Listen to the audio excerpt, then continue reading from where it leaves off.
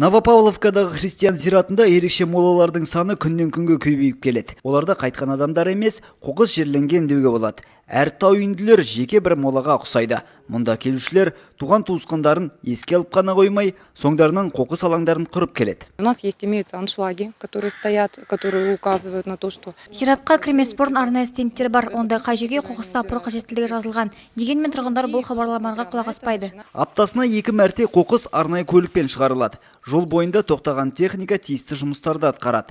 Зираттың ортасына дейін жету қиынның қиыны, ал көлік мүлдем өте алмайды. Сондықтан әр азамат молалары маңында жинаған қоқысты жолға дейін шығаруы тиіс. Бірі бұл істі тыңдырса, енді басқалары немқұрайлықпен қарайды. Приходим, конечно. Әрбір азамат туысқандары жерленген жерде тазалық орнатуы шарт, ал көбі мұндай жұмыстардан қашады. Мен атамның моласына барған уақытта міндетті түрде қоқысқа арнайы қап алам. Жиналған қалдықтарды жолға шығарам. Бүгінде Новопавловкадағы зиратта шамамен 15 000 мола бар. Әрқайсысын таза қалыпта ұстау тұрғындардың басты міндеті. Көбісі бұл жұмысты мердігер компанияның мойнына байлап қояды. Айта кету керек, жалпы зират тазалығы үшін тиісті фирма өкілдері жауапты. Ал әр моланың жанын жинау туысы жерленген азамат жауапты екенін ұмытпауы қажет.